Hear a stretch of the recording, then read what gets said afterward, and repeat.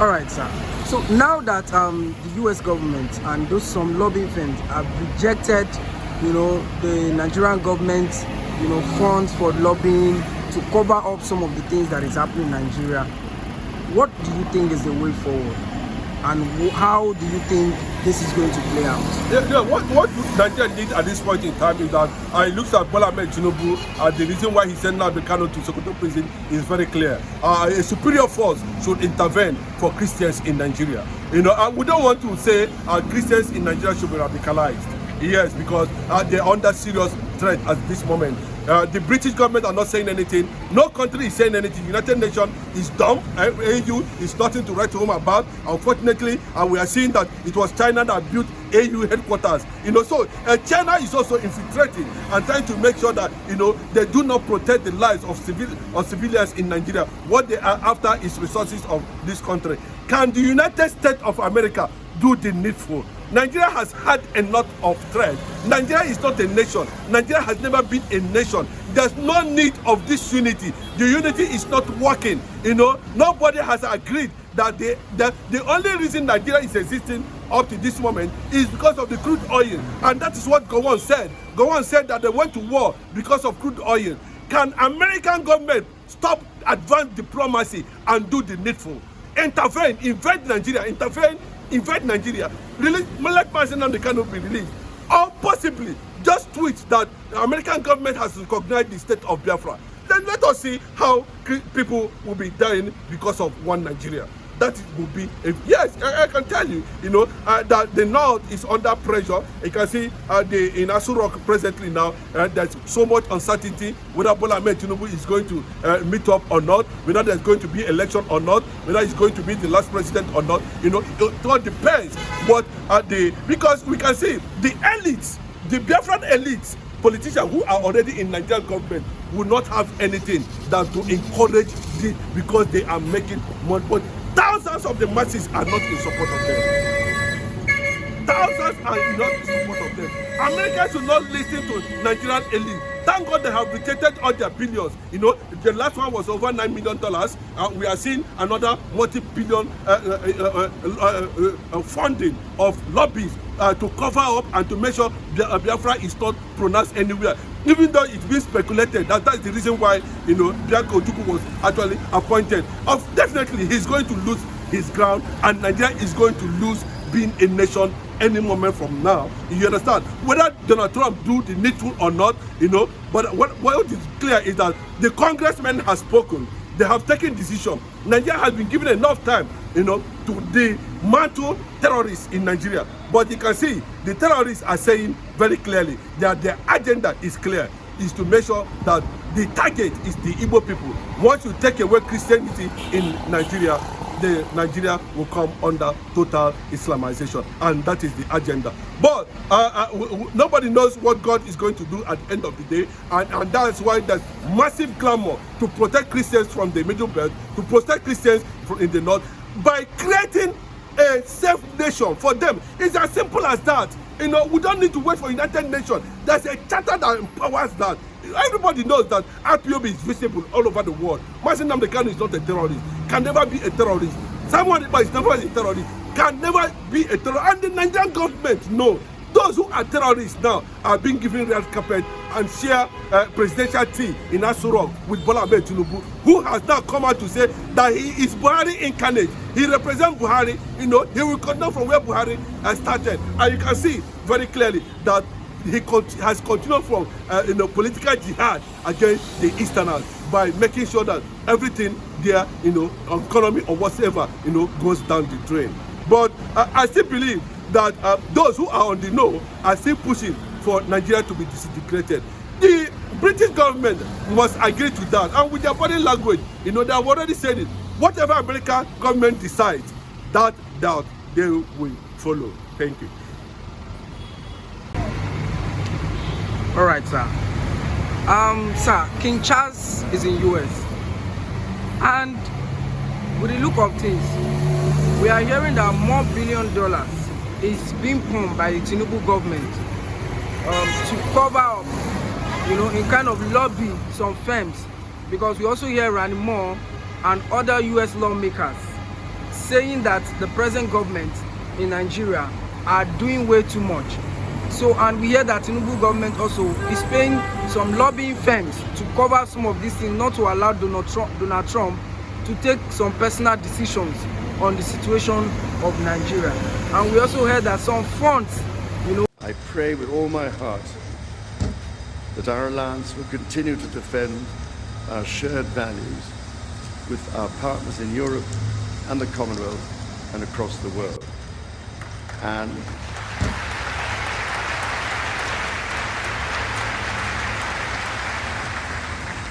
that we ignore the clarion calls to become ever more inward-looking. Mr. Speaker, Mr. Vice President, distinguished ladies and gentlemen, America's words carry weight and meaning, as they have since independence. The actions of this great nation matter even more. All right, sir. Sir, King Charles is in US. And with the look of things, we are hearing that more $1 billion is being pumped by the Tinubu government to cover up, in kind of lobby some firms, because we also hear Randy Moore and other US lawmakers saying that the present government in Nigeria are doing way too much. So, and we hear that Tinubu government also is paying some lobbying firms to cover some of these things, not to allow Donald Trump to take some personal decisions on the situation of Nigeria. And we also heard that some funds, aid that should be given to Nigeria, about 50% of them will be withheld. Don't you see a connection with all of this with the breakup of Nigeria? If you look at it very well, the options of 50% cut off funding for Nigeria is a partial artificial sanction on Nigeria.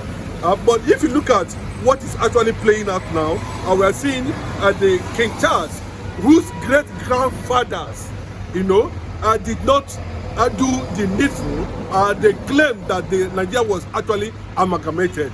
And we don't know who that was involved in that amalgamation. Because lately we discovered that some of these founding fathers were not part of the amalgamation. Then how do they come up with the Northern Protectorate and the Southern Protectorate? And we are now seeing revelations coming from most American, influential personalities, who are also close to the Trump's government, making it very clearly that the Sultan of Sokoto currently now is the great-grandchild son, is the 18th grandchild of Usman Danfodio, who aligned with the British government. And if you look at what Mike Arnold was talking about, the history he was giving about the Nigerian amalgamation, by the British. Nobody, there was no Azikiwe here, there was no Awolowo here, there was no Tafawa, Belewa here, and we keep on running this fracture for a very long time. Therefore, opening more channels for threat of Islamization. And of course, that was what it is now that we are seeing that, there must be so many reasons why Ojukwu opted to leave Nigeria, as it were as at that time. And up till now, like Philip Effiong said, if you refuse to do the needful after the ceasefire between Nigeria and the Biafran army, after the ceasefire, if you refuse to obey this, Nigeria has never obeyed it. Nigeria has never answered the Biafran question up to this moment. So, and if you look at it now, the West is just pretending as if they don't know what is actually coming. But it's like, 50% of them has accepted what is coming in terms of Islam. Yes, I can tell you, because we are seeing it, that most of them are even saying that they want the entire Southwest. They don't want to see any Christian governor, in Southwest. And the core values, remember, irrespective of the kind of politics they are using and playing, the Fulani has been proven to be very patient and cunning. And at this point now, we should not be aiding them. So the decision, after they have also given Nigeria enough time to make sure that this ideological extremism, of Islamists come to a stop, they should stop it.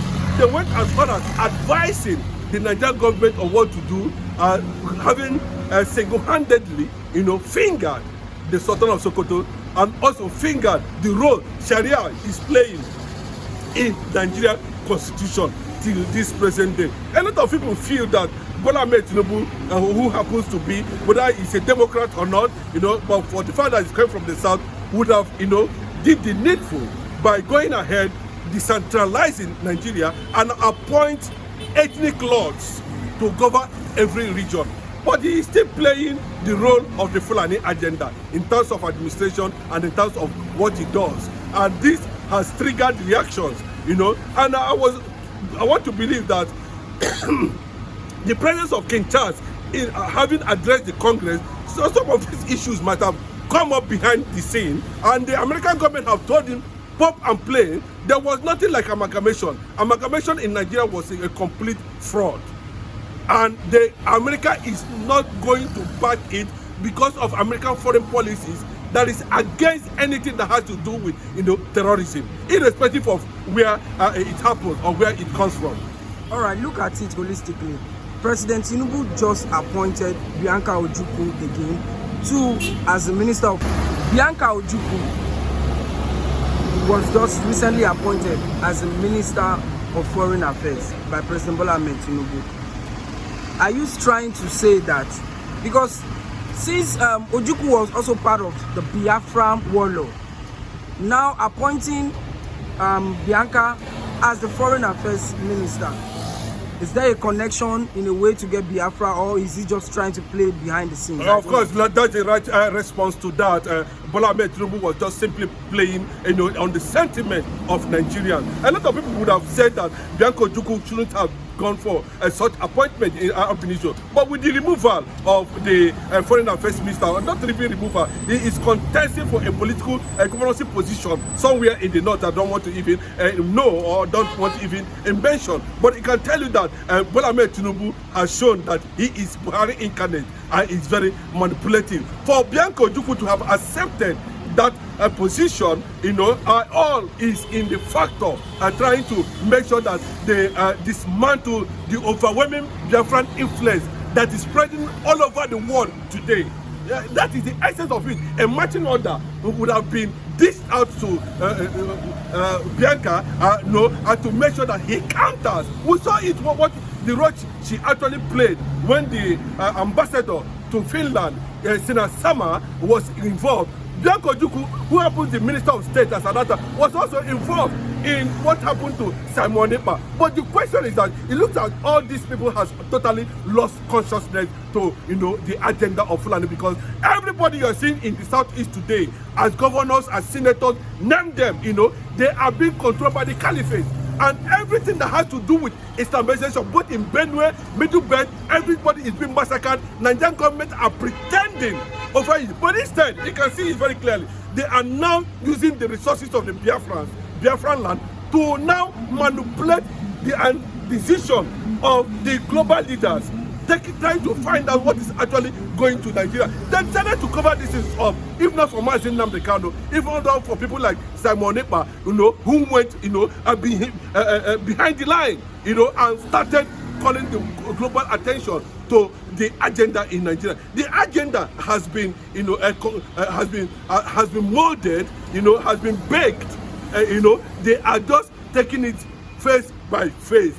And with, the foreign powers like America know who and who that is involved. So Bianca is just a camouflage agenda to paint a certain picture while the whole thing is actually going underground. If Bola Ahmed Tinubu is actually serious on what is being, why the number of Nigerians are being killed by Islamists, by Fulani jihadists on daily basis, sending Nigeria to making Nigeria a global threat, destroying the image of, look at what is happening in South Africa, look at what is happening in Ghana. Nigeria has lost its international influence and international image and can no longer be recognized and be seen as an entity. The only way, there's no need of betting on every time and then you come up and allow the world that Bola Ahmed Tinubu is dishing out billions of dollars to make sure that, you know, there's no sign of Biafra anywhere around the world, even in the United States of America. You know, he has been lobbying almost all the firms, you know, but these firms you are lobbying at every point in time exposes you.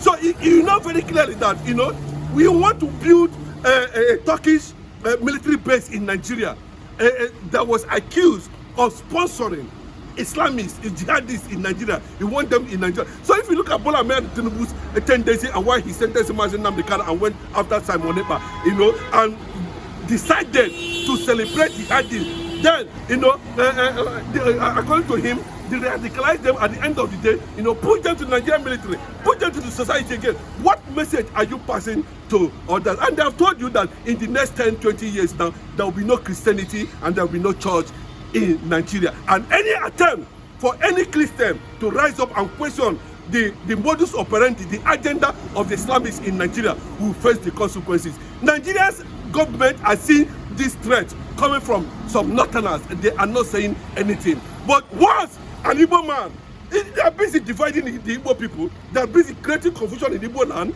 you know, the governors are there. You can see how they successfully, weaken the economy, the unity of the Igbo people from the southeast by making sure that, you know, they control them directly and indirectly. That's the consequences. So Bianca is also a factor in that regard. But what we know that at this point, it has come to the point that, you know, the Christian community in Nigeria has been divided. There's the SCAN, Christian Association of Nigeria, has also been divided. Everything in Nigeria has been divided. Most organizations and blocs who are supposed to stand and defend the advancing conquest agenda, politically and otherwise, has been divided. Now we have a Christian Association of North, and you can see, and our traditional institutions are also being molded under the conquest agenda, where every traditional institution ruler is loyal to the Oni of Ife. So what is actually coming? It's unfortunate that so many Igbo leaders are not seeing this thing from that direction. But I know that, you know, people who believe on the concept of disintegration of this country know that that is the only way forward if Christians needed to create a safe nation for themselves. All right, so what would you say at this moment, and what would you propose to the U.S. government to do at this point in time, and how can they go about to achieve this particular fate and this your the American policy is against terrorism anywhere in the world, not only in the Middle East, anywhere in the world. You know, but this thing has become where we can begin to cite examples of what has happened in other countries. You know, and becoming very clear that there's a reason why they want to make the most populous black nation in Africa an Islamist nation and an Islamist hub. There's a reason for that. You know, the reason is not far-fetched, and that is the reason why Gowon actually went to war. The people that Gowon fought for now are the ones killing his own people. Gowon has never said anything. Look at Obasanjo coming out recently to say that it was, if not the Chad and Niger and other African Islamic nations that joined Nigeria during the Nigeria-Biafra war, that Biafra would have defeated them, you know, and all that. So it tells you a lot of things that is not actually centered on what they are talking about. It was centered on using the resources from Biafran land to engineer a political conquest and jihadists in Nigeria. That's the agenda. So it's very clear. The only people who understand this thing are people who have learned the legacies of the IPOB currently now. What the US do with that massive wars, you know, if they actually want to stop this advancement, is to break Nigeria, recognize Biafra as a Christian nation, recognize Biafra as a constitutional authority, recognize Biafra according to United Nations Charter. Let every region in Nigeria, you know, practice their faith according to this. There's no basis of unity. If not that the British government are pretending, and I do not know why we are not seeing overwhelming, you know, questioning on the presence of King Charles in the United States of America. They would have questioned him. Let him come and define what they mean by amalgamation, that after 100 years, Nigeria can be de-amalgamated. But we have not seen that anyway happen. Nigeria is 100 years plus, and Nigeria has not been de-amalgamated.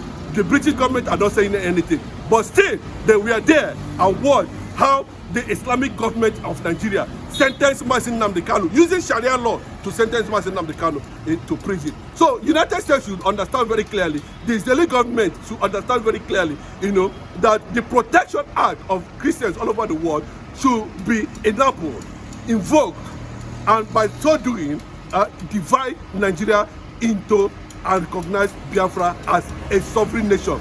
Biafra is a nation that has existed before now, you know, and is still in existence because 60 years of ceasefire between Nigeria and Biafra, you know, we are still at war. They have not been able to play their own part at that time. And nations that have recognized Biafra in the past have never denounced their position up to that. What the Biafra quest is waiting for is official recognition of countries like United States of America under Donald Trump and Israel under Benjamin Netanyahu.